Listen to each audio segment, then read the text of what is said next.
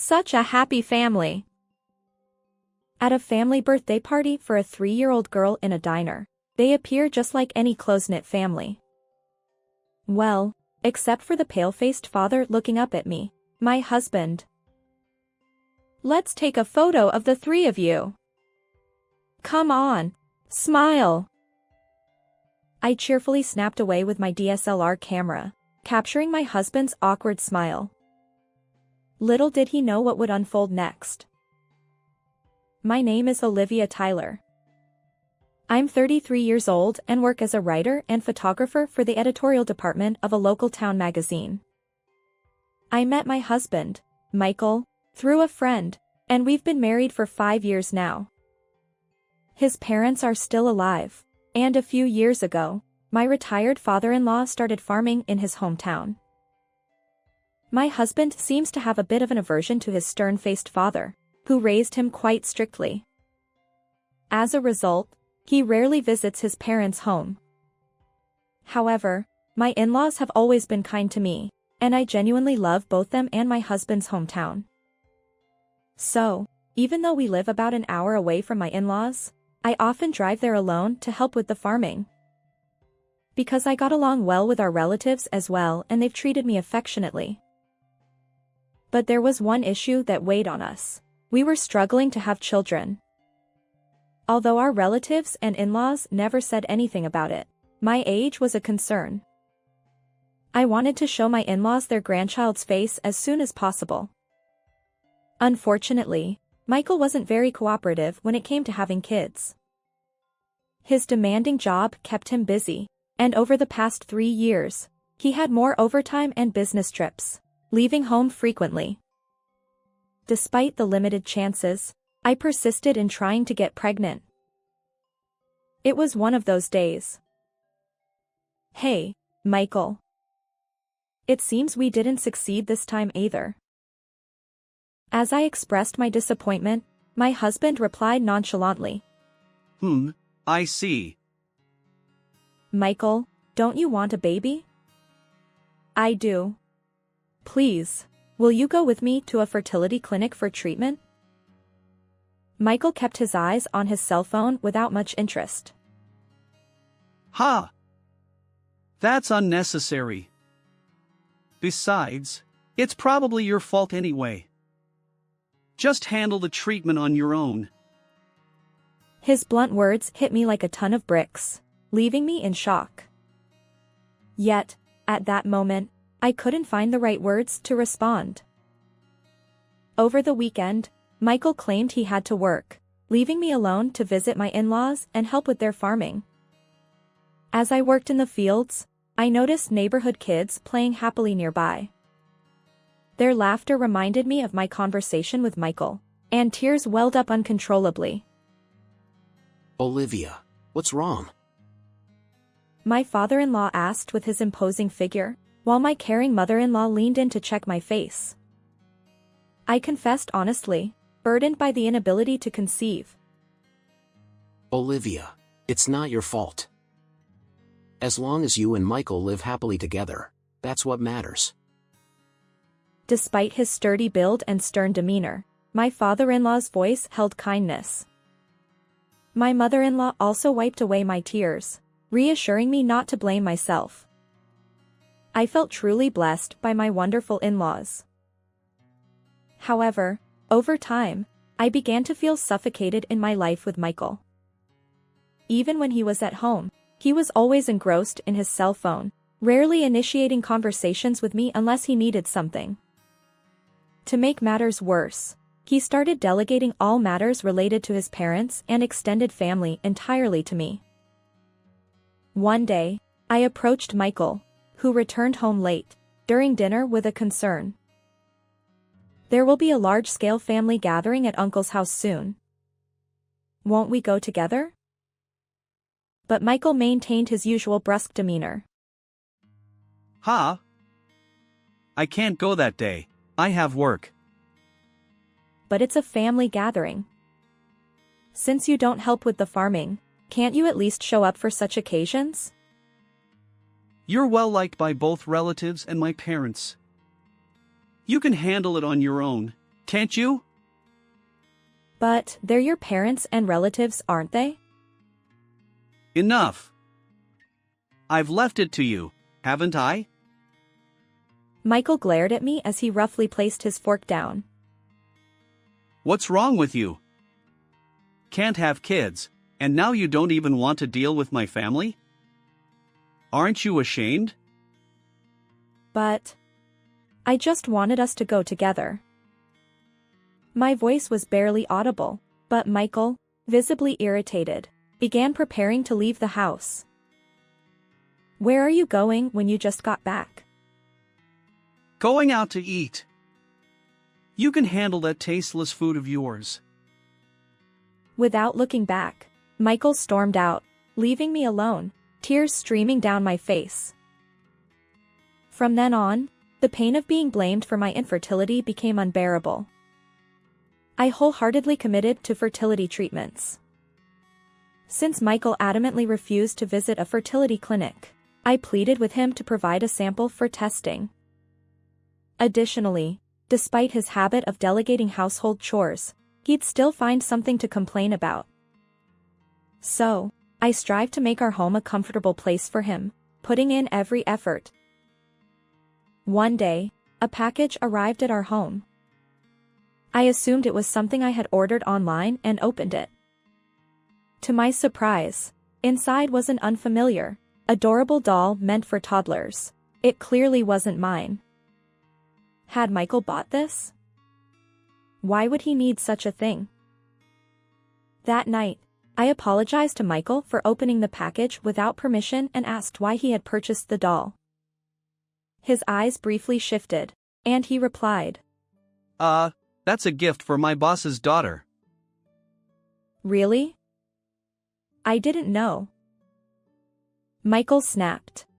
Well, it's her birthday soon. But seriously, why did you open it? I'm sorry. Without waiting for my apology, Michael stormed off, still holding the doll's box, leaving me silently watching him go. A few days later, something significant happened. I had been out on a work assignment, and my return was delayed. Since Michael was supposedly away on a business trip overnight, I decided to grab dinner at a nearby casual restaurant. As I sat alone, perusing the menu, I noticed the waitstaff carrying a birthday cake with candles to a table in the back. The joyful voices of children accompanied the scene. I couldn't help but wonder if I'd ever experienced such celebrations with my own child someday. Smiling at the thought, I turned to look at the family celebrating. There, a small girl of about 3 years old and her parents were celebrating a child's birthday party. To my shock, I did a double take. The man sitting across from the child, beaming with happiness, was unmistakably my husband, Michael. Wait, why was he here? At that moment, everything became clear. His supposed overtime, weekend work, and business trips, all lies. Oblivious to my gaze, Michael handed a gift to the little girl. Thank you, Daddy. The girl exclaimed as she unwrapped the package, revealing the very same doll from before. Unable to bear it any longer, I seized the DSLR camera I had brought for work and walked over to their table. What a happy family! I greeted them with a smile. Michael's face froze when he looked up. The mother, seemingly unaware of the tension, smiled and explained. It's our daughter's birthday today. I seized the opportunity. I'm a photographer. Would you mind if I capture a photo of your lovely family? Of course. We'd be thrilled to have a professional take our picture, she said in a lively tone, leaning in closer to her child. Meanwhile, Michael sat there, his face drained of color. Is something wrong? Smile, I asked, maintaining my smile. He managed an awkward smile for the camera. I snapped multiple shots, freezing that moment forever. After that I exchanged email addresses with the mother, saying I would send the photos, and waved goodbye with its best wishes. Leaving the restaurant, my heart raced as I headed home. I immediately messaged Michael, but although he read it, there was no reply. Ultimately, he didn't return home that day. Having spent a sleepless night, I reluctantly made my way to the fertility clinic the next day. Despite my efforts to conceive with Michael, I wondered if it was even worth going to the clinic now. But then, I received some unexpected news. As soon as I left the clinic, I began preparing for my countermove. That night, Michael finally returned home. "You're home early today. Did everything come crashing down, prompting you to act so nonchalant?" He looked startled but quickly regained his composure. Huh? What are you talking about? I just came to pick up my things for the next business trip. "But you were celebrating a child's birthday at the restaurant yesterday." I have no idea what you're talking about. Frustrated, I thrust my phone screen toward him. "It's not just the photo I took yesterday. There's evidence here. Is this not you either?" It was the social media account of the child's mother, whom I had exchanged contact information with yesterday. When I searched her email address last night, I immediately found her account, filled with numerous photos of a seemingly happy family. The caption on yesterday's photo even read, "A gift from Daddy Michael for the doll." Confronted with this, Michael's expression finally revealed defeat. Fine, I get it. You want me to admit it, right? Yes, it's me. "You're cheating, having a child, and leading a double life, aren't you?" Yeah, that's right. I have a cute daughter and a new partner. Unlike you, who can't have kids, I've got a younger, accomplished partner. At that moment, the door to the adjacent room swung open with a loud creak. Michael's eyes widened like saucers. Standing there were my father-in-law, mother-in-law, and nearly 20 other relatives, all lined up like guardians. Dad! Mom! And even Uncle! Why? As Michael stammered, my father-in-law stepped forward purposefully, executing a perfect judo throw that sent my husband crashing to the floor with a resounding thud. My father-in-law, a former police officer and judo master, had taken matters into his own hands. Ouch! What the hell, Dad? As Michael tried to get up, my mother-in-law delivered a powerful slap without saying a word. The remaining relatives, including myself, watched with cold, disapproving eyes. Olivia! Why are they here? With tear-filled eyes, my husband shouted, and I looked down at him calmly. I sent the birthday party photo to all our relatives, along with an explanation. This! He looked shocked but quickly turned defiantly toward my stern-faced in-laws, offering a humble apology. Dad! Mom! Please calm down! Listen to me! Fine, then speak. Michael desperately tried to maintain his composure, gesturing dramatically and speaking rapidly, all while avoiding eye contact. I didn't mean any harm. It just ended up like this. Everyone makes mistakes, right? As my husband stumbled over his words, my father-in-law's voice dropped. Is that all you have to say?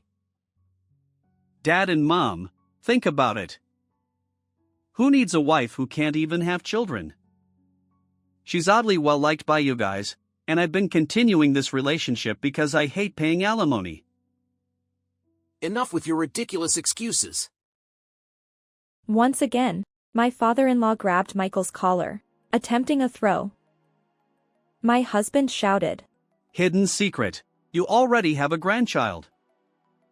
Aren't you happy? Why not get along with my new wife and daughter? In response, my father-in-law executed another throw, pinning Michael to the ground.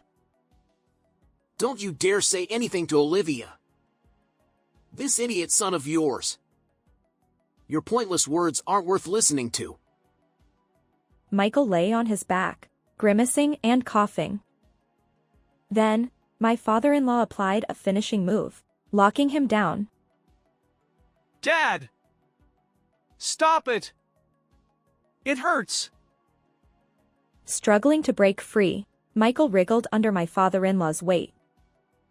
I stood there, blocking his escape. Look at this adorable daughter and your new wife. Can you say the same thing now? What?